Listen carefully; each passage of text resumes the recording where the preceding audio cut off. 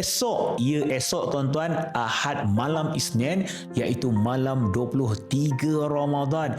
Imam Syafi'i menyatakan, kalau nak cari Lailatul Qadar, carilah pada malam 23 Ramadan.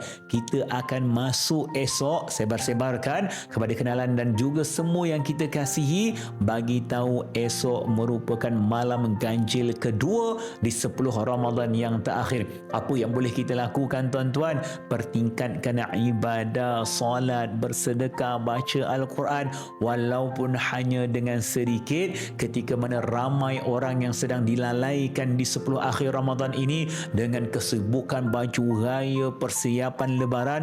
Mereka lupa, tuan-tuan, raya sebenar bagi kita, lebaran sebenar bagi kita, ketika mana Allah mengeluarkan dan membebaskan kita daripada api neraka. Biarlah tahun ini kita beraya dalam keadaan kesederhanaan. Mungkin ekonomi kita dalam keadaan masalah, tetapi kalau Allah memberikan kepada kita akhirat yang sangat luar biasa, bebas daripada api neraka, doa dan hajat kita dimakbulkan pada malam Lailatul Qadar, itulah lebaran terbaik bagi diri kita pada tahun ini. Jangan sia-siakan malam ganjil ini, tuan-tuan, kerana terlalu ramai sahabat Nabi dan juga para salihin mencemburui sekiranya seseorang itu bertemu dengan malam-malam ganjil di 10 Ramadan yang terakhir. Semoga Allah memberikan kepada kita nikmat Lailatul Qadar, Allah berikan kepada kita kekuatan, Allah pandang kita dengan pandangan kasih sayang. Moga Allah mudahkan segala urusan.